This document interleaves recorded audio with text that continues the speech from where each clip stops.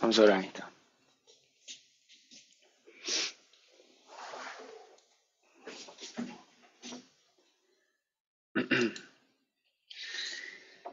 Senhor, muito obrigado pelo lindo dia de sábado que o Senhor nos deu aqui. Sabemos que lá no Brasil está chovendo, lá em Santa Catarina e no Rio Grande do Sul também. Pedimos que, assim como a chuva molha a terra, o Senhor venha a chover o Teu Espírito no nosso coração agora e que durante essa hora possamos conversar sobre coisas espirituais e aprender mais sobre a Tua Palavra e aquilo que o Senhor deseja para cada um de nós. Abençoa-nos nessa hora, dirige-nos em toda a verdade, que Teu Espírito conduza o nosso estudo. Que Teu nome seja glorificado, em nome de Jesus. Amém.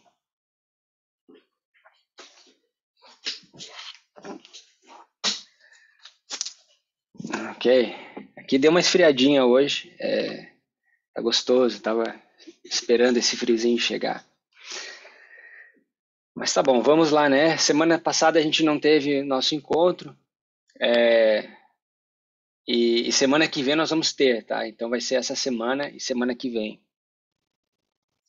E eu quero ser bem, assim, transparente com vocês. Essa semana para mim foi tão corrido, tão corrido. Na verdade, essas 2 últimas semanas, que eu não tive tempo nem para pensar direito, né? Então, vamos aproveitar essa oportunidade que a gente tem de se reunir a cada sábado e fazer uma recapitulação breve do que a gente viu, de repente trazendo algum outro elemento, aí, alguma outra contribuição, né? E começar a olhar alguns detalhes importantes, ao meu ver, nessa história toda, né? Então, na semana retrasada, a última vez que nós nos encontramos, nós acabamos entrando num assunto bem interessante para mim, que é os sonhos de Fátima, né? As visões de Fátima. Alguém lembra por que cargas d'água a gente acabou falando sobre isso? Queria que vocês me ajudassem aqui. Qual é a relevância? Qual foi a razão que a gente acabou entrando nesse assunto das visões de Fátima? Sempre tinha a ver com a contrafação da obra de Deus. Isso, né? Nós vimos que aquelas três visões, né? Talvez seja a contrafação, né, católica das três mensagens angélicas. Interessante esse ponto. E Mas, Gui, e um pouco antes nós estávamos falando sobre Daniel 11, e a história de Fátima ela é ligada a Daniel 11 também, né? Como que ela é ligada, Júlio? Se pudesse explorar um pouquinho para nós. Uma das coisas que eu me recordo aqui é que ali o Lúcifer ali, né, ou a Nossa Senhora a Nossa Senhora de Fátima ali, ela pede que a Rússia seja consagrada a ela, né? Ok. Recorda isso? E o que isso tem? Qual é a relevância disso para o nosso estudo, né?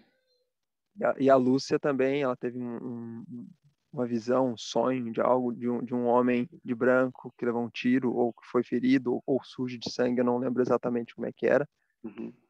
Eu sei que as coisas se encaixam, né, vão se encaixando e quando o Papa leva um tiro, ele começa a dar atenção, porque até uma certa época eles não davam atenção àquilo que tinha acontecido, né? Aí eles começam a dar mais atenção. Certo. Então eu pergunto assim, puxando o que o Júlio está falando, para vocês me ajudarem aqui para a gente fazer esse resgate.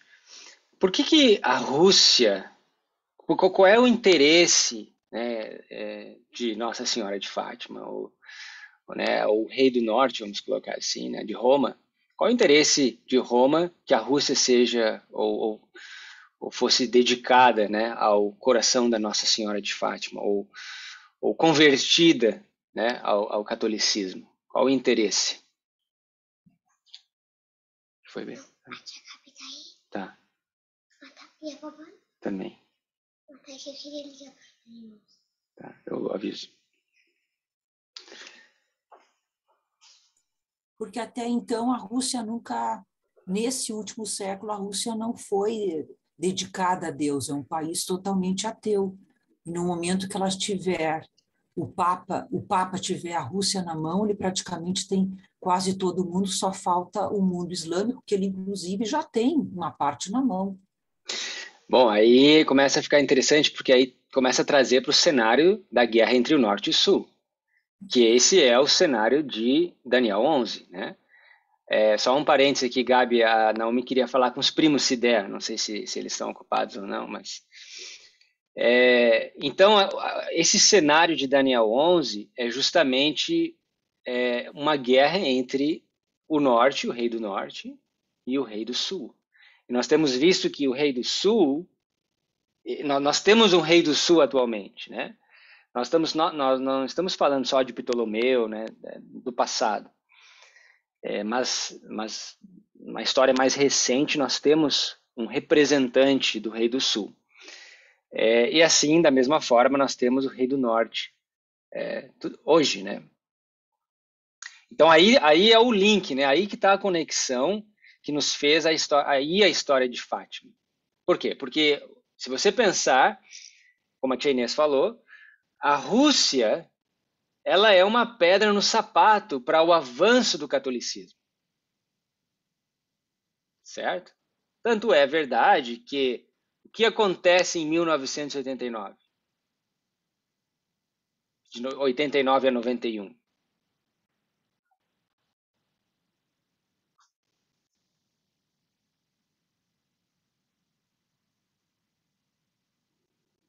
Sobre que sentido, Gui? Desculpe, tu pode repetir a tua pergunta? Sim, né? Então a gente está falando que a Rússia é uma pedra no sapato para o avanço da Igreja Romana, né? Para ela colocar em prática a sua agenda, vamos colocar assim, né? Então a minha pergunta é: o que aconteceu em 1989 a 91 que nos prova esse fato de que realmente a Rússia comunista, né, a União Soviética, ela é uma pedra no sapato de Roma. Sim, houve um enfraquecimento do Estado russo e ele se desmantelou. Enquanto isso, a Alemanha tentava se reestruturar como um país só. Muito bem, então aquela cortina de ferro que existia, né, aquela bipolarização durante a Guerra Fria, pós Segunda Guerra Mundial, onde os verdadeiros vencedores da Segunda Guerra, os russos, né, eles começaram a se fortalecer e se tornar uma potência, né? E nós vimos que a raiz ideológica desse império, né, dessa força militar, econômica, que é representada pelo Rei do Sul nas escrituras, é baseada no marxismo e materialismo histórico. Nós fizemos essa conexão, né, do marxismo e vimos que mesmo depois dos eventos de 1989 e 91, tendo sido enfraquecidos e realmente os Estados Unidos ajudou Roma a recuperar os territórios, né? Quando a gente vê em Daniel 11, verso 40, que eles passariam como uma enchente, né? E entrariam em muitos países. Então, realmente era um país de satélites, né? De vários países comunistas ali que foram recuperados, a sua influência e poder voltaram para Roma. Muitos países foram dissolvidos também, como a Iugoslávia, não existe mais esse país, né? Então, esse domínio ele foi enfraquecido ao extremo, a ponto de nós termos feito essa comparação com o que aconteceu com os diáconos. Vocês lembram que Antíoco teve a chance de destruir de uma vez por todas Ptolomeu. Mas houve um acordo de paz ali, né? E foi exatamente isso que fez o paralelo com o que aconteceu com a Rússia e Roma e os Estados Unidos, né? Com Gorbachev, aquele acordo de paz, né? Que ocorreu. que fez com que eles respirassem. Então, os Estados Unidos e a Igreja Romana, eles perderam, literalmente perderam a oportunidade de acabar com o comunismo, com o socialismo soviético e com essa ideologia que ainda hoje está muito bem, obrigado, muito viva ainda, como a gente tem visto nos últimos dias, né? Isso cada vez crescendo mais, né? Que tem a sua raiz na Revolução Russa e lá no Iluminismo francês, né? Então, eles perderam a chance.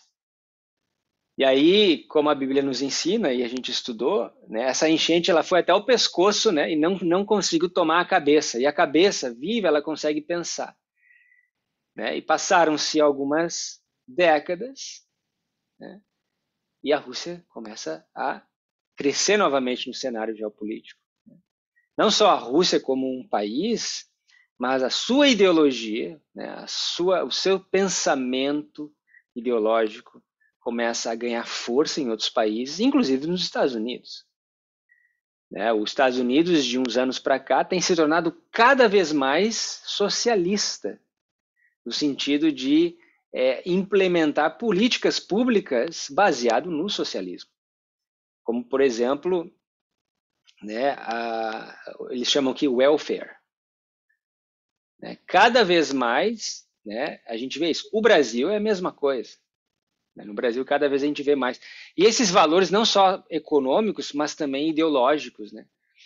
Nós fizemos uma lista de situações e valores que foram instigados durante as revoluções, tanto na Revolução Francesa como na Revolução Russa, que basicamente se resumiu em 2 pontos. Um ataque a Deus, e a religião e a palavra de Deus, um ataque frontal, né? Não era mascarado, por isso que Ellen White fala que foi uma nova manifestação do poder satânico.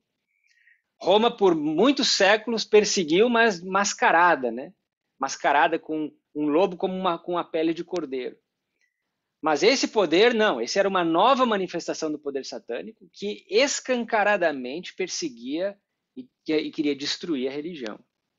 Nós vimos isso na França, né? E nós vimos isso na Rússia, na Revolução Russa e durante os anos da Guerra Fria, né, em outros países também, como a China, como Cuba, e o próprio Brasil, que por um tempo se tornou um alvo supremo, um alvo principal da Rússia na América, né? E aí nós entramos na história do regime militar, né, o porquê do golpe militar, para salvar, né, o Brasil da influência vermelha. Né? Lembrando aqui que a gente falou daquele grande dragão vermelho, a antiga serpente, o diabo, Satanás, que foi o primeiro revolucionário. Não é à toa que ele leva a cor vermelha desde o início. Né? Então aí nós temos essas conexões e nos traz até os dias de hoje. Né? Se a gente for pensar, esses valores aí que foram muito fortes durante as revoluções, durante os anos da Guerra Fria, parece que eles estão tomando cada vez mais força nos nossos dias. Né? E nós falamos uma das principais ferramentas que os revolucionários usaram no passado e usam hoje para implementar as suas ideologias e agendas. Alguém lembra qual é a ferramenta principal, poderia dizer que é a principal que eles usam para implementar esses pontos? Na minha opinião, é a destruição da família, porque quando se destrói a família, tu destrói a sociedade. Exatamente. Então a gente falou, né? Esses 2 pontos, um foi a destruição da Bíblia de Deus e o outro a destruição da família. Nós realmente não comentamos ainda sobre isso. Mas antes de nós comentarmos sobre isso, os revolucionários, eles usaram uma ferramenta que ajudou nesse processo de destruição da religião. A religião é a conexão entre o homem e Deus, né? A religação, né? Uma conexão novamente. Então eles destroem, eles atacam, né? Marx dizia que a religião era o ópio do povo, né? Era aquela droga, o povo era o coração de um povo sem coração. né? Então, tornava as pessoas cada vez mais cativas, né? E não libertava elas daquele jugo, né? Que ele teorizava em cima. Então, mas foi usada uma ferramenta para que eles fizessem esse ataque, né? Uma arma, vamos dizer assim, uma arma muito poderosa. Uma arma que pode ser poderosa tanto para o bem ou para o mal. Foi usado na Revolução Francesa, na Revolução Russa, durante a transição entre os valores iluministas para a Rússia. Foi usado muito essa arma também, essa ferramenta. Alguém lembra? Não foi o uso da razão? Eu escutei. Acho que foi a Jussara que falou. A gente está conversando aqui. A educação. A educação. Sim, foi a Grécia, né? Como? A influência da Grécia, né? A educação, né? O sistema educacional. Então, veja, para você, e isso não é nada novo, né? Os gregos usavam, Roma usou, né? E, novamente, a França, né? E a Rússia, né? E ainda hoje continuam usando. A educação é uma das ferramentas mais poderosas. Porque se você olhar,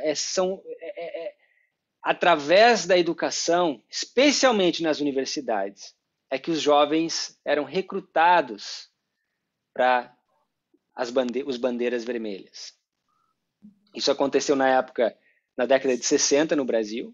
Para quem viveu esse tempo, né, ou estudou a história, eram os jovens. Né? Quem eram os jovens revolucionários? Eram os poetas, os escritores, os jornalistas. Aonde que eles estavam sendo educados? Nas universidades. E qual é a base da educação universitária das ciências humanas no Brasil? É marxista, base marxista. Eu sei porque eu me formei lá. Né? Então, os grandes músicos que hoje, né, muitas pessoas idolatram, né, como Caetano Veloso, Chico Buarque, né, Gilberto Gil, que foram perseguidos, né, durante o regime militar por causa das suas ideias revolucionárias. Por que eles tinham ideias revolucionárias? Porque eles foram educados nas instituições que tinham como base o marxismo. É simples, né? Então, é através da universidade, através, né, da educação, que Satanás chega à mente dos jovens. Isso aconteceu no passado também. Né? Roma sempre usou a educação como meio para atingir as famílias protestantes.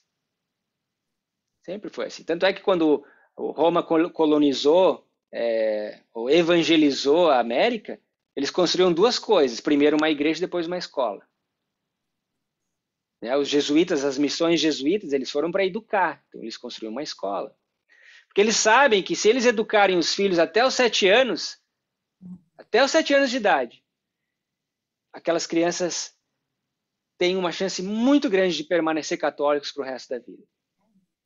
Por quê? Porque a gente sabe, o Espírito de Profecia fala o quê sobre os 7 anos? Que é a idade do quê? Que forma o caráter. É a idade que você forma o caráter, né? Então, não é à toa que até hoje nós temos uma luta muito grande com relação à educação. E hoje a luta da educação não parou, né? Por exemplo, eu sei porque a Bela é engajada nessa área da educação domiciliar. Né? A educação domiciliar ela é um direito da família. A educação em si ela é um direito natural da família. Os pais eles têm não só o direito, mas o dever de educar os seus filhos. Só que hoje, o que a sociedade, né? O que as vozes, os alto-falantes lá fora estão dizendo? Não, que é dever e direito do Estado educar. Né? Se o Estado educar a tua criança, qual vai ser a consequência? Né? Quem é que vai ser cobrado depois? Né? Onde estão os filhos que eu te dei? Né?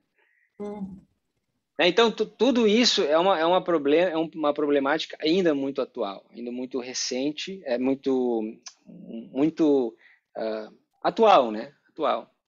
Ô, Gui, o que eu vejo aqui é que para cada momento o diabo tem uma roupagem nova para tentar impor as ideias dele.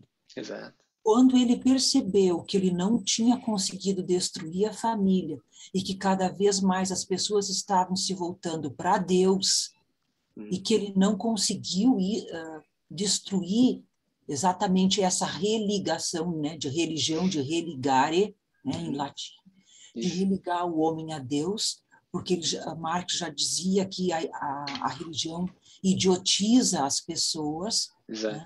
Quando ele não conseguiu isso, ele comprou uma roupa nova, que hoje chama essa ideologia de gênero. Bom, é aí que nós vamos chegar nisso agora, porque eu me lembro há um tempo atrás eu perguntei, tá, mas essa guerra entre o norte e o sul, quem que é o bom e quem que é o mal da história? E aí vocês me responderam, os dois são maus. Os dois são poderes satânicos. O Rei do Sul é simplesmente uma nova manifestação do poder satânico. É bem isso que a Tia Inês está falando. É uma nova roupagem, uma nova influência. Né? Então, se nós pensarmos, ok, na estratégia que o inimigo tem usado para tentar destruir as duas instituições que Deus criou no jardim, que é, né, o sábado, a lei de Deus, a religiosidade, né, a adoração verdadeira, vamos colocar assim, e a família, né, deixará o homem, né, e a mulher se tornará uma só carne, o homem e a mulher se tornam uma só carne, né? Então, é um ataque frontal, né, nessas duas instituições que Deus estabeleceu no jardim. Né? Então, é uma estratégia. E nós lemos há um tempo atrás uma visão ou um sonho de um camarada, não é camarada, é um inimigo chamado Albert Pike, que é um dos maiores satanistas que já existiu na história. Né? E lembra, ele escreve sobre 3 guerras mundiais. Né? E ele escreve isso no meados do século XIX, muito antes da Primeira e da Segunda Guerra acontecer. Nós lemos juntos aqui e vocês viram a precisão dos detalhes que ele coloca ali. Né? Obviamente uma profecia satânica. Mas, de qualquer forma, nos mostra como que o mundo e os homens são muitas vezes marionetes nas mãos do diabo. E vocês lembram qual foi a Terceira Guerra Mundial? Qual foi os pontos importantes que nós ressaltamos sobre a Terceira Guerra Mundial? Que ele fala. Vocês lembram? Uma ideia que ele cita muito é o cataclismo social, a total desestruturação da sociedade. Muito bem. E o que causaria esse cataclisma social? Antes desse cataclisma, lembra que ele fala que ele colocaria o mundo islã contra o mundo judeu?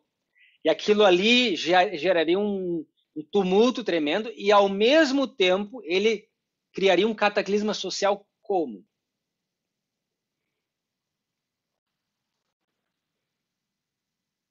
Guerra de informações, talvez? Sim, através da guerra da informação. Sim, toda a guerra é uma guerra de informação também, né? Mas ele usa ele coloca algo muito específico na carta dele, pela qual ele causaria esse cataclisma social na sociedade judaico-cristã. Alguém lembra? Quem que ele soltaria? De forma, né, soltaria assim como os ventos são soltos.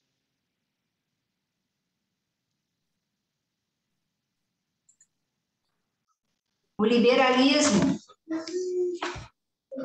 Não era bem o liberalismo que ele falava, mas era próximo a isso.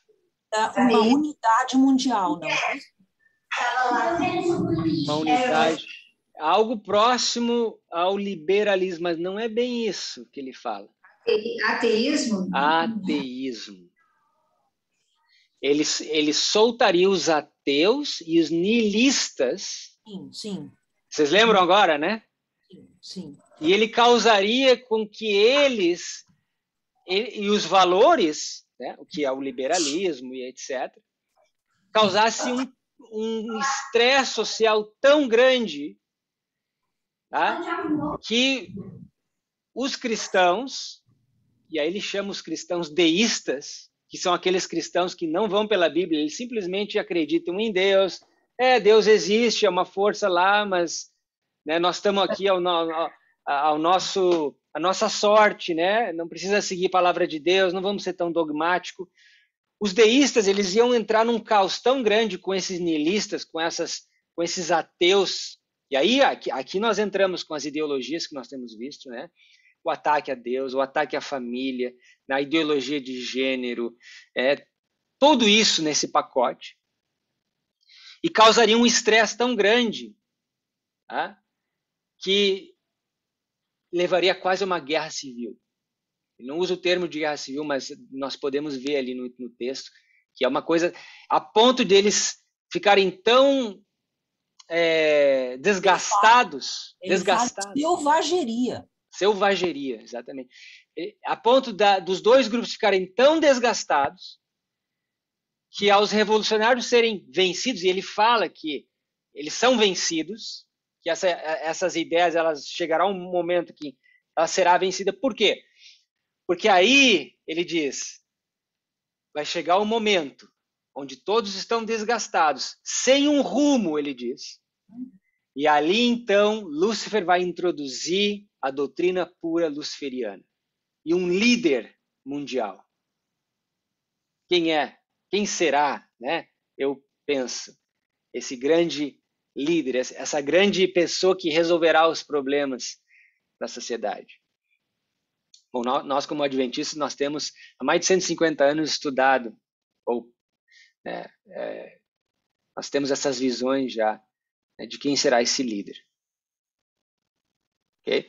Então, isso me chama muito a atenção, porque me parece estar alinhado com os versos que nós estamos estudando em Daniel 11. Porque o que a Batalha de Ráfia nos ensina em linhas gerais? Que o Rei do Sul ele ganha uma vitória expressiva. Só que a próxima batalha que nós vamos ver é a Batalha de Paniam, e a Batalha de Paniam é onde ele é totalmente destruído pelo Rei do Norte. Né? Então, por um lado, você tem essa influência do Sul, essa conquista massiva, e nós temos Ptolomeu se exaltando a ponto de querer entrar dentro do lugar santíssimo no santuário e oferecer sacrifício. E ali ele é cometido por um mal súbito, ele tem que ser arrastado de lá. Isso faz com que ele cause uma perseguição grande no Egito, em Alexandria, onde haviam muitos judeus. Né? Todos esses detalhes. E mesmo assim, no final, depois a Batalha de Paniam vem e ele é completamente destruído. Né? Então, me parece que o que Albert Pike fala são simplesmente mais indicativos, né, daquilo que se aproxima. Ou seja, me parece que antes do decreto dominical, que está todo mundo falando, esperando e especulando, né? Porque vai ser esse ano, ano que vem, olha o negócio do clima. Irmãos, eu queria ser bem franco com vocês. Esse negócio do clima eu já tenho escutado há mais de uma década. Essa agitação dominical, tá, nós temos escutado há mais de um século. Tá? Então, nós não somos profetas de jornal. Nós não devemos ser. Qualquer movimento do Papa, nós estamos super excited, né? Todos empolgados, porque agora vai vir o decreto dominical. Não, pela graça de Deus, pelo poder de Deus, ele tem segurado os ventos, porque nós não estamos prontos. Mas isso poderia já ter acontecido. Né? Se nós estamos tendo tempo, é pelo poder divino. Né? Então, o momento certo vai chegar. A questão não é essa, a questão é, estamos nós prontos para enfrentar esse momento, né? Mas o que Daniel está nos ensinando é que antes desse evento acontecer, que nós vamos ver acontece lá no verso 16, existem vários versos antes. Existem eventos importantes aqui que nós temos que entender, né? Batalhas importantes dos diáconos que nós temos que entender. E nós sabemos que provavelmente serão em sucessão rápida. Mas essa é a verdade presente que nós estamos vivendo hoje, né? O momento em que, se você dá a sua opinião na internet, nas mídias sociais, e você não está alinhado com a agenda liberal, você é demitido, você é perseguido, você é processado só por ter livre opinião. Isso é censura. Quando você coloca um post numa rede social e aquela rede social restringe ou bloqueia a tua conta porque não está de acordo com as diretrizes ou não está alinhado com a agenda liberal, isso é censura, né? Agora, se você quer falar de travestis, de gays, né? de orgias e de filmes e séries que ensinam os filhos a abusar dos pais ou os pais a abusar dos filhos, não, isso aí não tem problema. Fala de pornografia, não tem problema. Isso aí é livre. Por quê? Porque é a arena do diabo, né? Ali ele que tem as regras nas mãos. Então esse é a situação presente que nós estamos vivendo. Isso não deveria nos surpreender, porque nós somos os primeiros a passar por essa repreensão. Olha para trás, olha para a nossa história. Às vezes eu me pergunto onde é que em que mundo nós vivemos que achamos que tudo gira em torno do nosso tempo. Vai lá no passado e vê quanta perseguição aconteceu, quantas pessoas foram para a forca e para os leões, né? Antes da gente falar que estão tirando a nossa liberdade, vamos olhar no passado para ver se isso não aconteceu no passado também. Nós vamos ver que não há nada novo embaixo do sol, né? Isso já aconteceu no passado. Tá? Então eu queria aproveitar essa deixa e eu não poderia deixar passar, né? Porque eu sei que é um assunto atual, um assunto polêmico também, que ninguém na nossa geração passou por uma pandemia da forma que a gente passou, né? Mas eu queria lembrar para vocês que essa não foi a primeira pandemia global, né? Não foi a primeira vez que se fez um controle social, não foi a primeira vez que se fez isolamento social, distanciamento social, reclusão, e que não é por isso que estão tirando a nossa liberdade. Tá certo? Por quê? Por que eu falo isso? Porque existe, isso é um fato, eu sei disso há mais de uma década. Existe uma linha, preste muita atenção agora, existe uma linha dentro do protestantismo apostatado, dentro das igrejas caídas, que adora uma conspiração. Adora. Tá? Eu me lembro, em 2008, quando eu morava no Brasil, eu conheci uma pessoa e ele me deu uma série, eu não me lembro o nome da série, mas era uma série de muitos vídeos, onde se falava das conspirações, né? Por exemplo, esse mesmo grupo, eles acreditam que 11 de setembro foi um trabalho interno.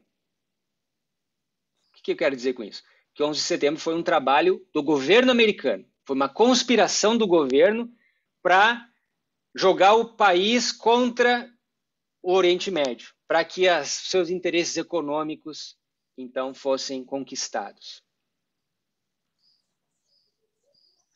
Esse mesmo grupo, tá? Eles adoram uma conspiração sobre os Illuminatis, sobre a maçonaria, né? Sobre os jesuítas, que os jesuítas estão espalhados dentro do adventismo, né? E o interessante é que essas mesmas doutrinas ou ensinamentos, eles aos poucos foram entrando dentro da igreja. E eu presenciei isso na última década. Eu estudei isso no passado. Né? E muitos de vocês também estudaram. Então nós temos que tomar cuidado. Tá? Por quê? Porque são esses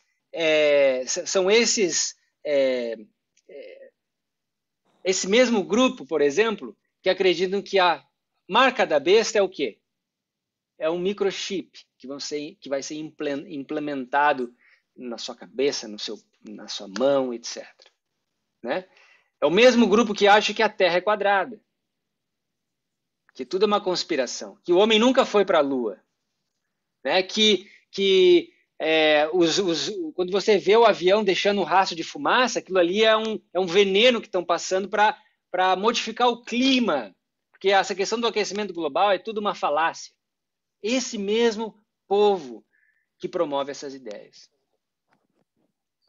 Então, a gente, como adventista, a gente tem que usar a Bíblia como nosso parâmetro, buscar nas Escrituras, e não na mistura das Escrituras com as opiniões dos homens, né, para encontrar o nosso caminho. A bússola, a nossa única salvaguarda são as Escrituras sagradas. Tá? E isso não deixa de ser mais uma armadilha do inimigo, porque isso confunde as pessoas. Exatamente. Se tu vais acreditar numa dessas conspirações, tu tens que revisar, né, rever todas as tuas crenças religiosas. E isso acaba desestruturando a pessoa. Exatamente. E, além disso, coloca o elemento do medo. As pessoas fazem por medo. E sempre que o medo é o teu motivador para algo, alguma coisa está errada. Jesus nunca foi motivado pelo medo e nunca motivou ninguém pela coerção ou pelo medo. Portanto, nós não podemos usar essa estratégia. Mesmo quando nós falamos em profecias, né, na queda e no surgimento e na queda dos impérios, nós temos que cuidar para jamais levar as pessoas a Cristo através do medo. Porque esse pode ser o destino correto, mas o motivo errado. E se motivo errado, a pessoa ela não vai ter uma boa experiência. Quantas pessoas eu já vi, por exemplo, serem coagidos a sair da cidade por causa do medo. O mundo vai cair, crise econômica, né? Não vai ter mais alimento, os caminhoneiros. E aí, isso há anos atrás, as pessoas iam para o campo sem um planejamento, sem um preparo, sem nada, simplesmente por medo saíam da cidade. O que acontecia? Se desapontavam. Porque não é assim você sair da cidade. Não tinha uma fonte de sobrevivência, né? Não sabiam nem o que fazer no campo, né? Detestavam o campo, não suportavam o campo. Na verdade, o coração ficou na cidade. Então, o que eles faziam? Voltavam para a cidade. Botavam o rabinho embaixo das pernas e voltavam. Por quê? Porque o motivo foi errado. Temos que sair da cidade? Sim, claro. O ideal é nós estarmos fora das cidades. Mas nós temos que ser zelosos pela verdade, mas não extremo, como diz, overzealous. Que a Bíblia não tem algo bom a falar daqueles que são overzealous, ou que são zelosos demais. Vocês lembram da seita dos zelotes na Bíblia? Eles eram tão zelosos com a palavra de Deus que eles queriam matar os romanos. Está vendo o extremo que eles levavam, né? As profecias? Então, são coisas importantes para a gente meditar. Bom, eu queria fazer o gancho aqui, tá? Ao nós começarmos a falar sobre essa situação que está acontecendo, né, nos últimos 2 anos aqui no mundo, fazer uma conexão com o estudo da semana passada. Por quê? Porque o estudo da semana passada nos falou dos sonhos das visões de Fátima e de 3 pastorinhos. Vocês lembram o que aconteceu com 2 deles? A única que sobreviveu foi Lucia. Lucia viveu para contar a história, né? Mas os 2 irmãos dela, aconteceu algo interessante. O que aconteceu com eles? Eles viviam atormentados pelas visões, coisa do inimigo. viviam atormentados, eram crianças, né? Imaginam, tinham visto aquelas visões terríveis, né? E o que acontece com eles? Eles morrem Eles morrem. Eles morrem de quê? de pavor. Ficaram doentes. Ficaram doentes. E em que contexto que o mundo vivia naquela época? Nós estamos falando do ano de 1918. Peste negra. A peste A peste... negra, eu acho. Não foi peste negra. Não, mas foi uma peste. Teve a segunda, né? Foi a gripe espanhola. Ah, foi a A gripe espanhola. Não. Então eles veja só, aquela situação de Fátima, o milagre do sol, tudo aquilo que a gente estudou, lembra do milagre do sol, né? O dia do sol, que fizemos aquelas conexões, tudo aquilo ali acontecia dentro de um contexto de uma pandemia mundial. Na verdade, antes da Covid-19, a última pandemia mundial foi nessa escala, né? Foi a gripe espanhola no início do século XX. Então veja que interessante, né? Parece que Deus ele coloca essas histórias para que a gente volte e comece a aprender lições do passado, para ver em que condições nós estamos hoje, quais são realmente as consequências ou aonde que vai nos levar tudo isso, né? Será que surgiu na China? Será que é o governo chinês querendo destruir a economia do mundo? Será que realmente nós não temos que fazer o que eles pedem, né? O que as autoridades pedem, né? De colocar máscara e etc., né? E os remédios e as vacinas, todas essas questões que vêm, né? Será que não é uma forma do governo controlar? Bom, eu quero dizer que muitos cristãos, e aí eu volto especialmente esse grupo, né, protestante, isso aqui nos Estados Unidos é muito forte, eles têm propagado essas ideias de que isso é uma forma de controle do governo, que é a marca da besta, tá? Que você receber um remédio ou uma vacina especialmente é você se sujeitar à besta e você está perdido. E o triste é que muitos adventistas estão comprando essa ideia. Bom, nós estudamos por muitas décadas que a marca da besta não tem nada a ver com microchip, não tem nada a ver com vacina, não tem nada a ver com remédio, não tem nada a ver com isso. Tem a ver com adoração, tem a ver com sábado. E agora, de uma hora para outra, se esquecem, né? E são profetas de jornal, né? É o que está parece que... Só que os protestantes não entendem as 3 mensagens angélicas. É claro, eles vão tentar encontrar uma explicação. Eu me lembro, há anos atrás, a marca da besta era o código de barra 666. Que estava em tudo que é produto, tinha 666. Então, aquilo ali era a marca da besta. Daqui a pouco era um microchip que ia ser implementado. Então, cada momento parece que tem uma nova marca da besta para esse grupo, né? Então, na verdade, são bestas mesmo, porque não entendem, né? Não entendem o que está acontecendo. Na verdade, se você estudar a Bíblia, você vai ver, o selo de Deus e a marca da besta são claramente revelados nas Escrituras. Tá? Então, eu queria compartilhar com vocês, para nós começar essa discussão. Obviamente, nós não vamos... tem semana que vem nós vamos ter estudo. Eu queria mostrar para vocês algumas coisas interessantes sobre a gripe espanhola, tá? Que talvez vai surpreender alguns. Olha só.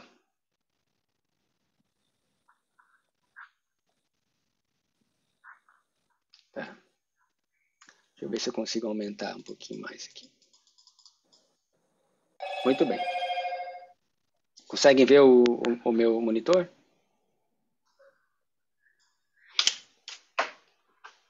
Bom, sim. A gripe espanhola, tá?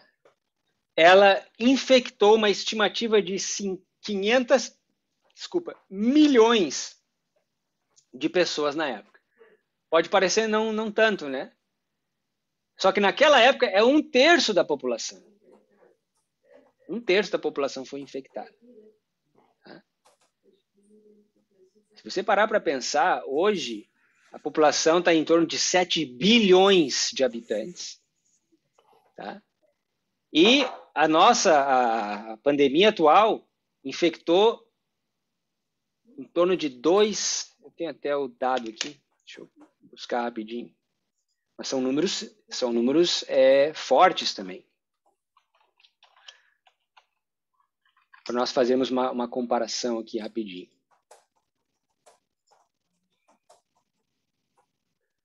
Aqui, ó.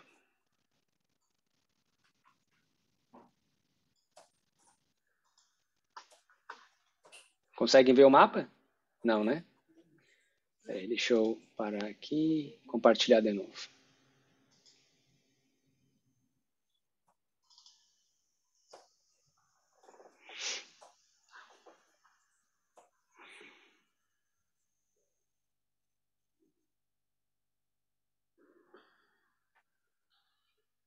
Tá demorando aqui, vamos ver aí só um pouquinho.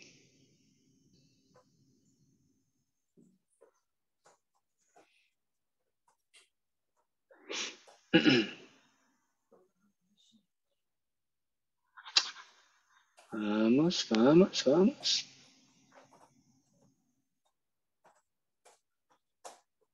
Aqui, ó.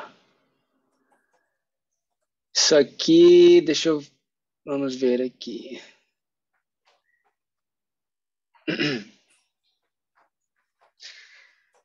Ok, total de casos, tá? 246,3 milhões de casos. Tá? Total de mortes, quase 5 milhões de mortes. Tá? Quase 5 milhões.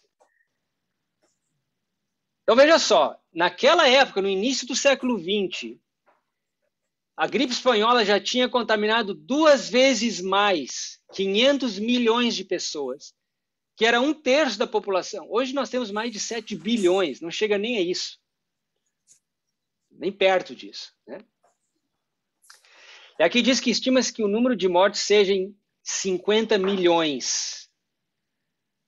A nossa aqui está em 5 milhões. Então, olha, veja assim, são 10 vezes mais, tá? 10 vezes mais há 100 anos atrás, basicamente.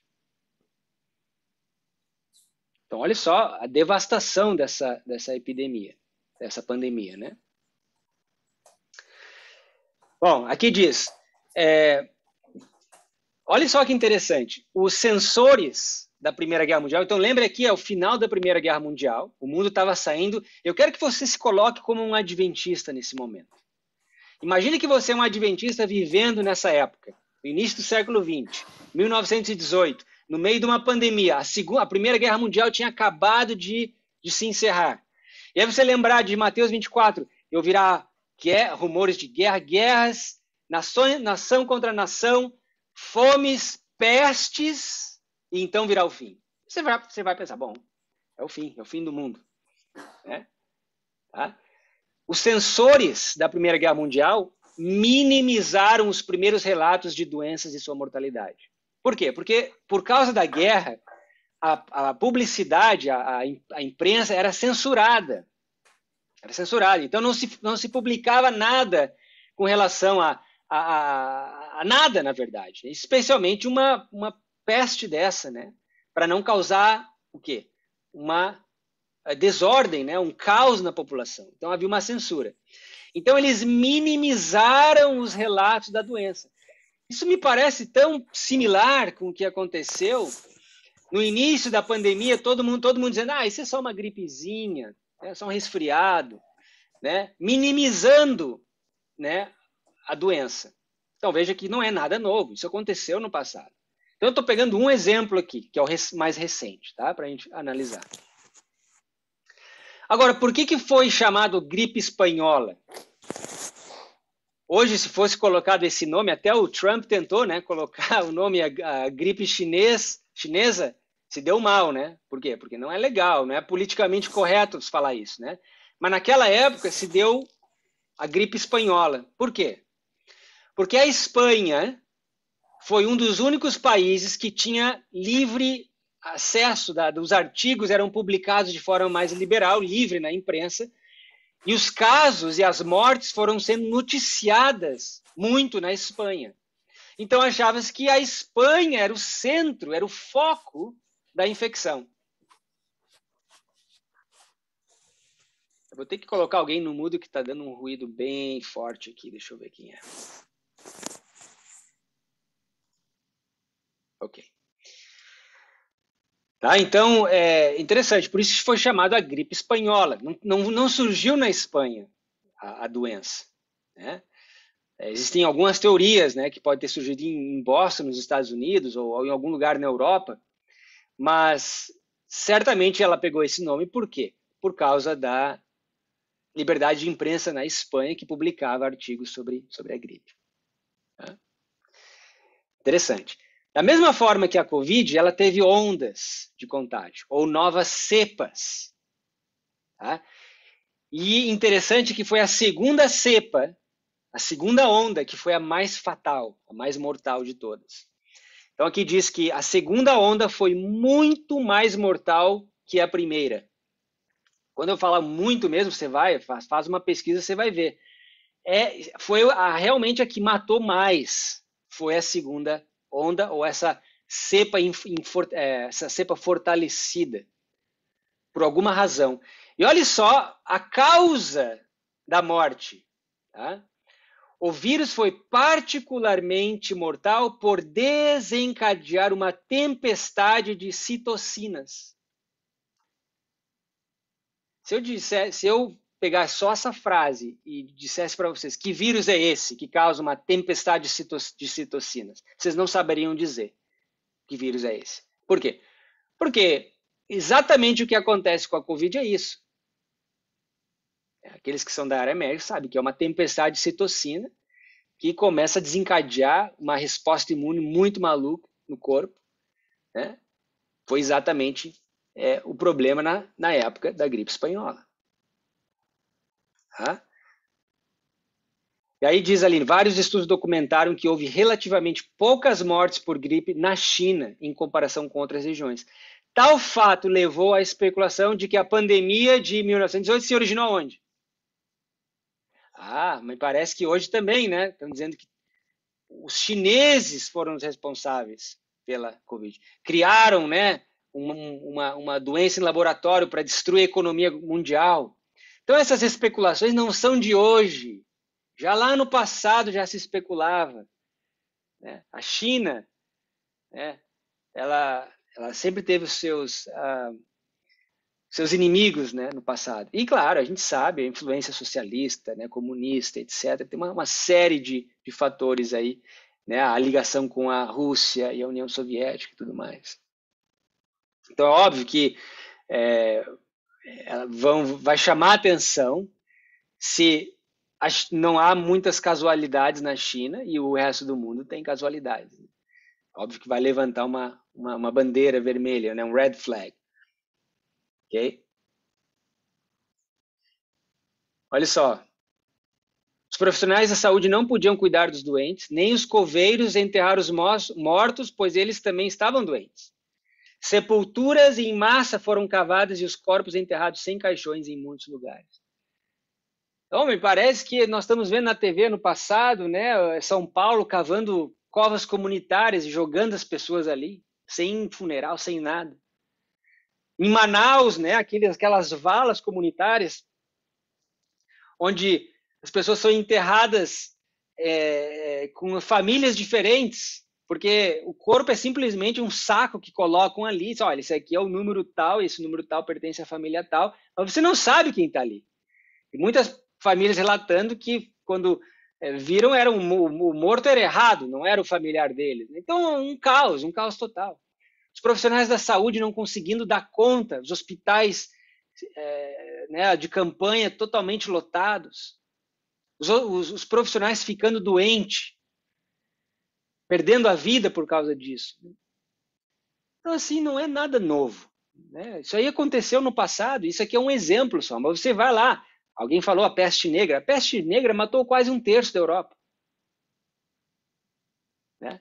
A varíola, Né?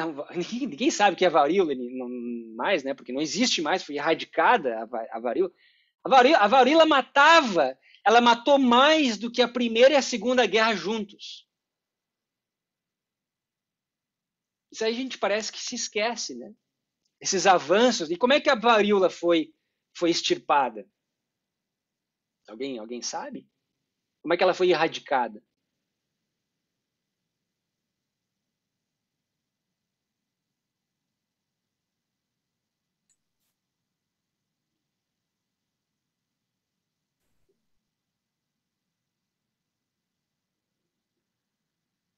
Não foi pela vacina? A vacina. Vacina. Então a gente olha as famílias do século XIX. Vamos pegar a nossa profeta. Perdeu 2 filhos com doenças pulmonares. Tá? Talvez pneumonias, né? Olha as famílias no passado, olha a biografia dos pioneiros e você vê quantas pessoas morriam dessas doenças. Doenças que são triviais hoje. Você dá uma pneumonia bacteriana, você dá um antibiótico, pronto. Né? Uma gripe, você dá lá antigripais e você fica em repouso, controlando a febre e pronto. Naquela época não tinha esse negócio de controlar a febre com antitermal, nada disso. Era o pessoal batendo maisena, botando nos pés para tentar aliviar a febre, né? Fazendo clara de ovos e botando ali. Então eram coisas rudimentares, pano frio na cabeça. As pessoas morriam de uma infecção. Então a saúde pública ela desenvolveu muito. Agora, tem uma coisa, para que o médico, e não sei se a Márcia está aí, ela é médica. O médico ele precisa ser médico. E o problema é que, não só hoje, mas especialmente hoje, não estão deixando o médico ser médico. E para que o médico seja médico, ele precisa exercer o seu intelecto, a sua capacidade de interação de medicamentos e ver o que funciona, o que não funciona. Não é algo que sai de uma caixa, né, e dá uma receita e você segue isso aqui. Até você chegar num protocolo de tratamento, você tem que testar, você vai fazer. E isso vai cometer alguns erros no caminho. Então, a medicina ela é assim. Ela se desenvolve ao longo do tempo. E hoje eu vejo essa mão política, né, na profissão da Márcia e de outros, isso tem sido muito prejudicial. Os políticos querendo ser médicos, dando pitaco na medicina, né? Jornalistas, etc. Exatamente. Né? Então, isso é importante. Então, todas essas questões, elas não são simplesmente da nossa geração. Não, isso já aconteceu no passado. Né? Então, aqui, o que mais? Um artigo em 2009, publicado na revista Clinical Infectious Disease, pesquisadora sugeriu que o salicismo, envenenamento por aspirina, contribuiu substancialmente para a fatalidade relacionada à gripe espanhola. Então, veja só, naquela época, eles acreditavam que a aspirina podia ajudar muito no tratamento da gripe espanhola. E ajudou, só que teve casos onde aumentaram demais a dose e isso causou óbitos. Agora, os médicos eles estavam experimentando. Imagine, você no meio de uma situação, no meio de uma guerra, você tem que experimentar. Não existe algo 100% perfeito para você, toma aqui. Não, com o tempo você vai aperfeiçoando. Isso é normal. Estou falando alguma loucura, Márcia? Você que é médica? Não, absolutamente. Então você precisa de tempo. Código de ética, inclusive, exatamente. Em relação à pesquisa clínica, exatamente. Numa situação emergencial, enquanto não se sabe qual é o melhor tratamento, o indicado é lançar mão dos recursos que estão disponíveis, né? Exatamente. Situação de guerra. Eu tive aulas de ética no curso de saúde pública.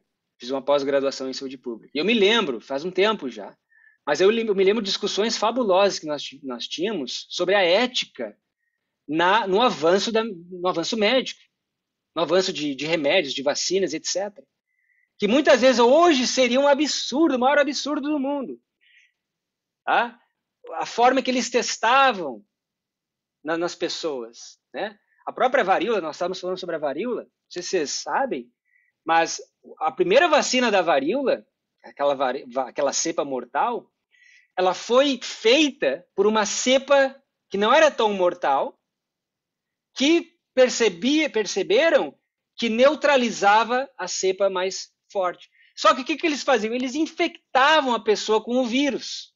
A pessoa ficava doente, ficava de cama, dava todos os sintomas, só que era com aquela cepa mais fraca. Só que a mortalidade da cepa fraca era 2%. E a mortalidade da cepa forte era 30%. Então eu pergunto, de um lado médico, ético, o que é melhor, 2% ou 30%? Vamos no 2%. Nós estamos salvando aí 28%. Né? Não é bem assim a matemática, mas você está vendo a diferença? Você coloca numa balança. Né? Então são coisas que a gente, mais uma vez, né, a gente tem que ter muita sensibilidade, uma mente muito equilibrada, muito tato quando falar sobre isso, porque é um assunto assim, ó, que é dar pano para manga. Tá? Dá pano para manga, e nós como cristãos, nós temos que ter essa prudência, porque se a gente não tem essa mente balanceada, quem que vai ter? Se a gente não for à luz para essas questões, quem que vai ser? Né? Então, assim, o meu apelo com isso, né? É por isso que eu trago, já passamos do tempo aqui, mas é a gente refletir sobre esse talvez zelo excessivo que a gente vê no mundo cristão hoje.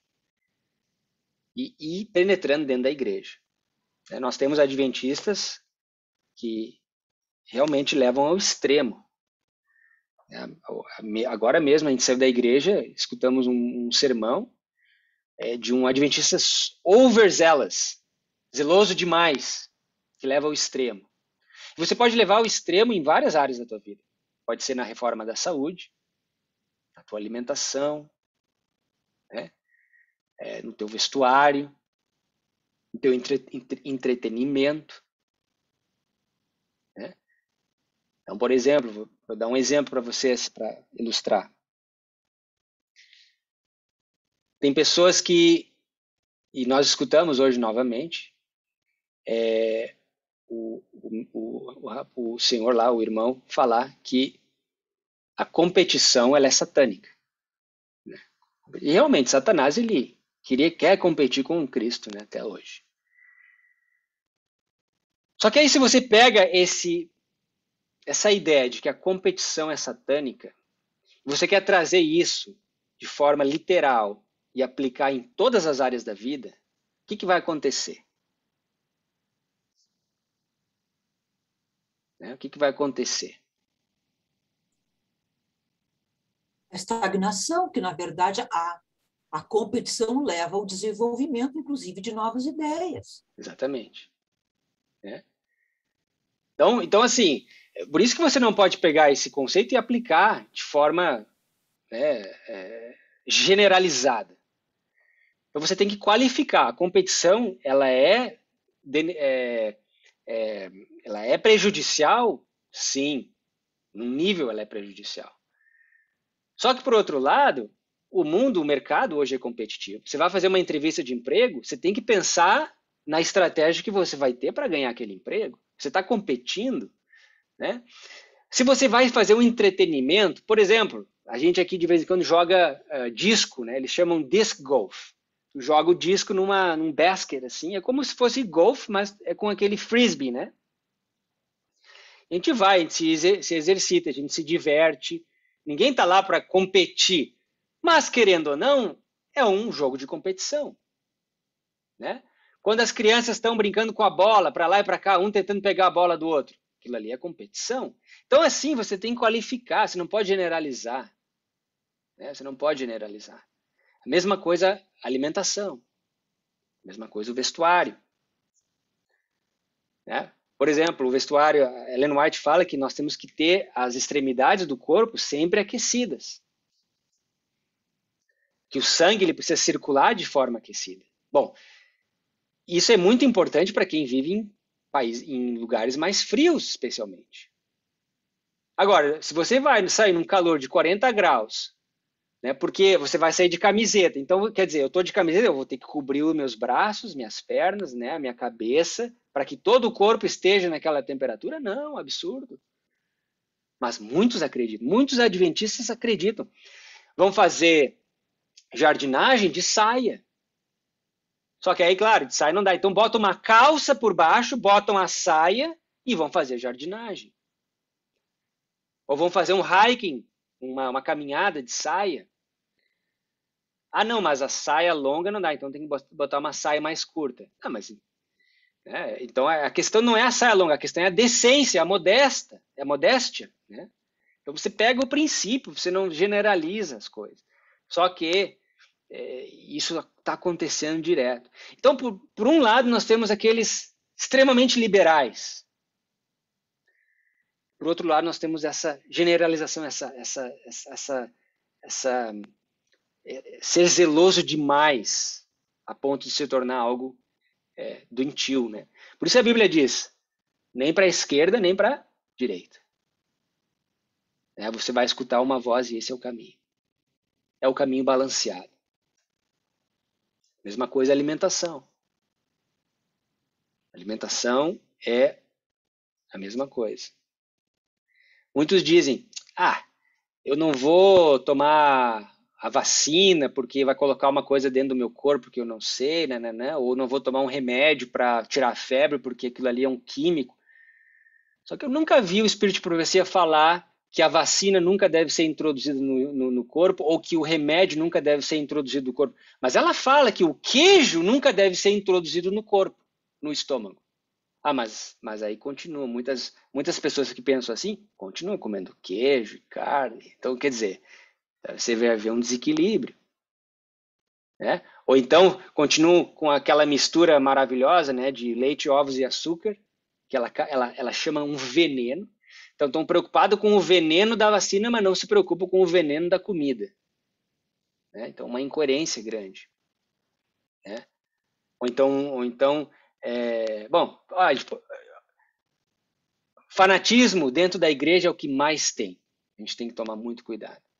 Né? Infelizmente, essa é a realidade. Tanto para um lado quanto para o outro. Né? Uns querendo ser gays e querer sair do armário e dizendo que agora está tudo legal, né? Já dizendo que o profeta Daniel era um eunuco que dormia com o rei, era o amante do rei, né? E aí, por outro lado, você tem esses outros, né? São super zelosos e você sabe muito bem o que eu quero dizer. Tá bom?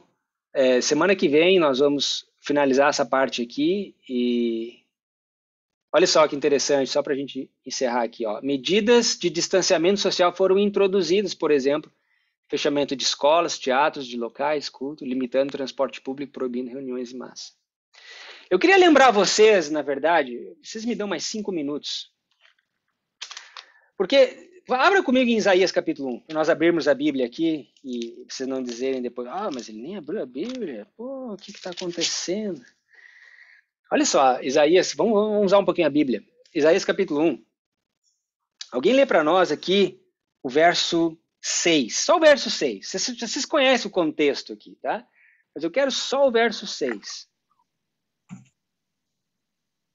Desde a planta do pé até a cabeça, não há nele coisa sã, senão feridas e inchaços, e chagas podres, não espremidas, nem ligadas, nem amolecidas com óleo.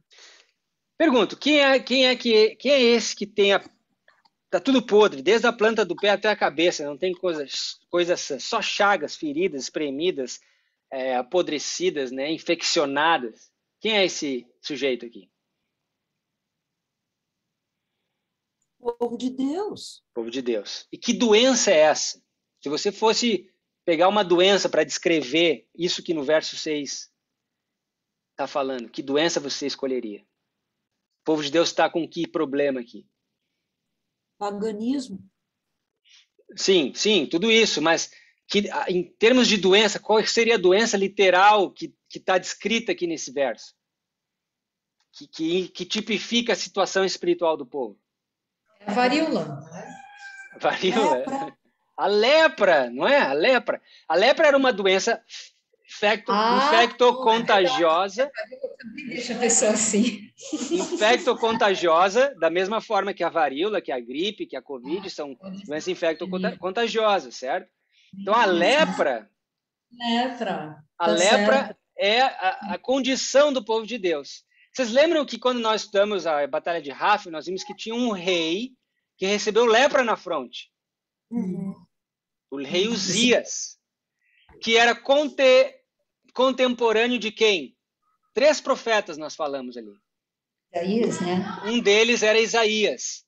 Então, notem que a história de Isaías, na verdade, lê o verso 1. Visão de Isaías, filho de Amós, que ele teve a respeito de Judá e Jerusalém nos dias de quem? Uzias, que foi o rei que recebeu a lepra na fronte quando quis entrar no templo e oferecer incenso. Tá vendo? Então, o povo de Deus, ele é descrito como um leproso, uma condição terrível. Obviamente, um símbolo aqui do pecado, a gente pode aprofundar em um outro momento. Só que, vocês sabiam que a lei de Moisés deu especificações importantes para você lidar com a lepra? Queria mostrar para vocês, para nós encerrarmos. Abram comigo em Levíticos 13. Justamente para nós vermos que essa questão ela não é atual, ela não é só da gripe espanhola, da peste negra, não, ela vai lá no livro de Levíticos, lá no Êxodo, quando essas doenças infectocontagiosas, elas também existiam, essas pragas também existiam nos tempos de Israel. Alguém lê para nós do verso 1 até o verso 6.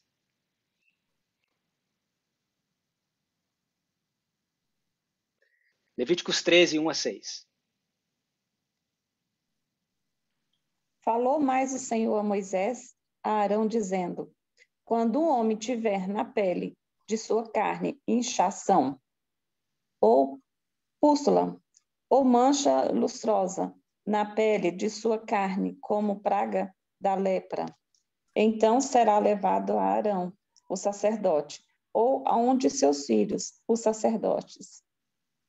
E o sacerdote examinará a praga na pele da carne. Se o pelo na praga se tornou branco e a praga parecer mais profunda do que a pele de sua carne, é praga de lepra. O sacerdote examinará e o declarará por imundo. Mas, se a mancha na pele de sua carne for branca e não parecer mais profunda do que a pele, e o pelo não se tornou branco, então o sacerdote encerrará o que tem a praga por 7 dias. E ao 7º dia, o sacerdote examinará, e eis que, se a praga, ao seu parecer, parou, e a pele não se estendeu, então o sacerdote o encerrará por outros 7 dias. E o sacerdote, ao 7º dia, o examinará outra vez, e eis que, se a praga se recolheu, e na pele a praga não se estendeu, então o sacerdote o declarará por limpo, e uma pústula, e lavará as suas vestes, e será limpo. Tá bom, obrigado, irmã. O que nós vemos aqui? Por que eles tinham que se apresentar para o sacerdote?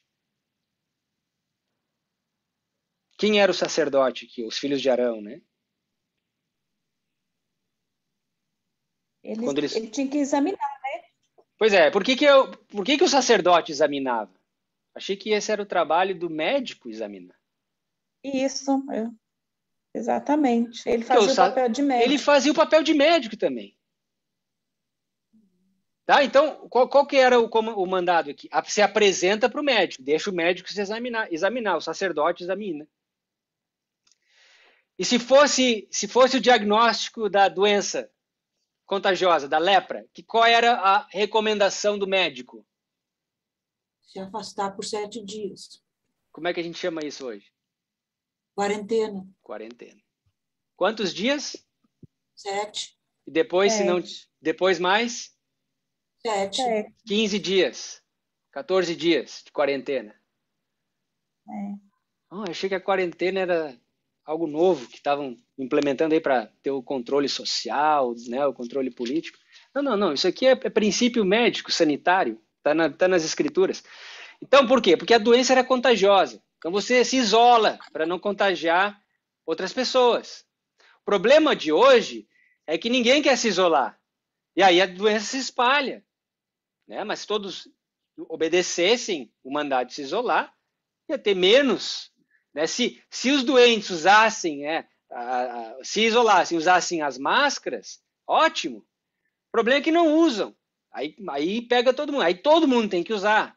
Né? Então, óbvio que isso aí... Agora, não era só as pessoas que tinham que fazer quarentena, vocês sabiam?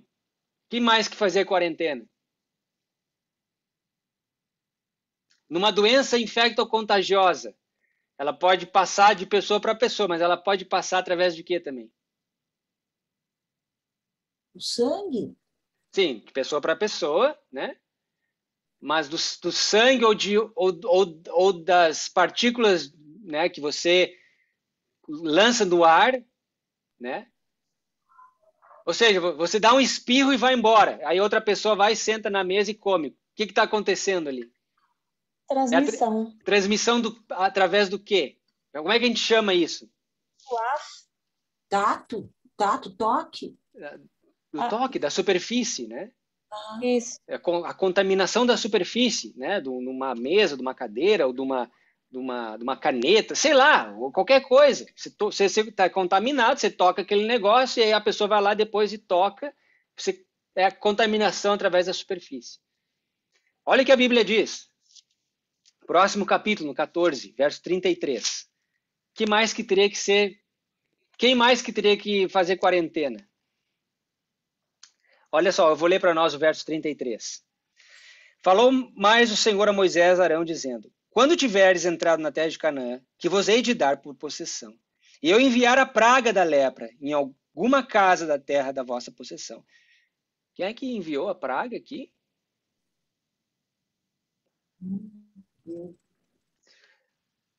Bom, mais uma vez, a gente tem que qualificar. A gente sabe que toda doença tem origem no diabo. É simplesmente a consequência do pecado. Deus não é o autor da doença. A doença é a consequência da queda. Né? Muitas vezes Deus, ele pode enviar pragas, sim, como ele fez no Egito, como ele fez no deserto para Israel. Ele enviou pragas, mas ele envia também serpentes, ele envia outros tipos de coisas, né? Então aqui, notem.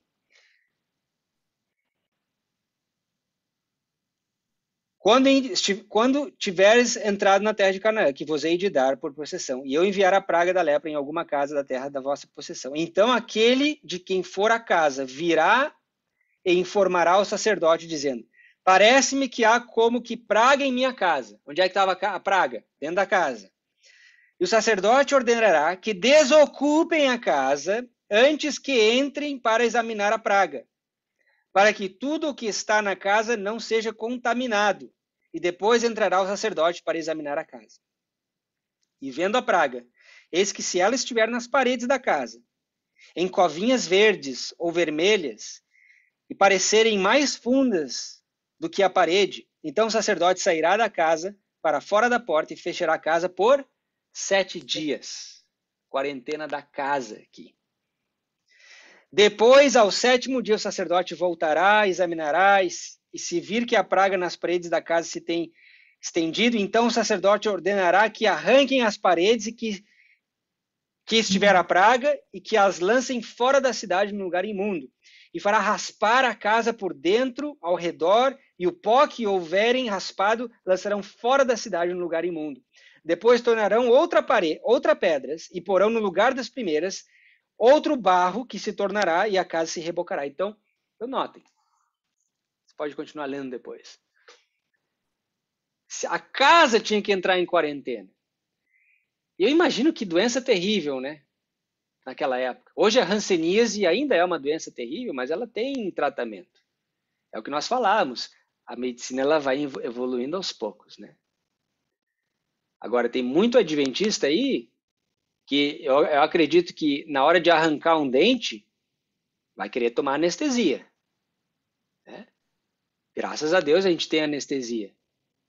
É um desenvolvimento da medicina.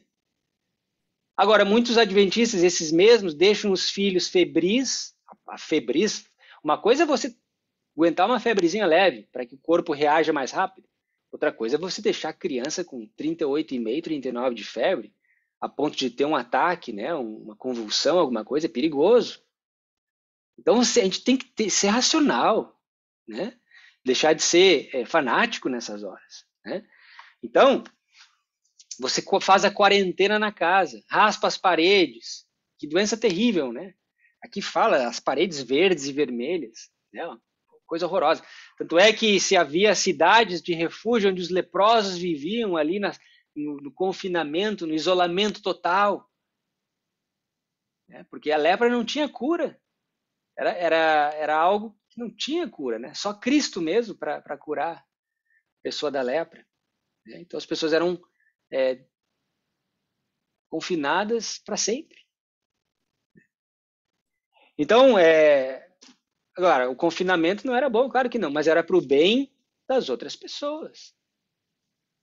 Né? Era para o bem social da comunidade. Aqui, por isso que Levíticos é o livro das leis da saúde. Deus coloca aqui para Moisés, quarentena, né? Até da casa, limpa as paredes, tira o reboco, bota reboco de novo. A casa tem que estar limpa para que as pessoas possam viver e não contaminar outras pessoas.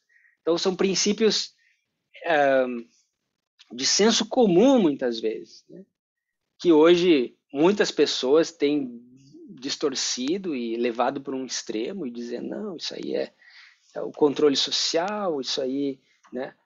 Eu não estou rejeitando a ideia de que Satanás tem uma agenda, de que existe um objetivo satânico por trás da economia, das indústrias, né?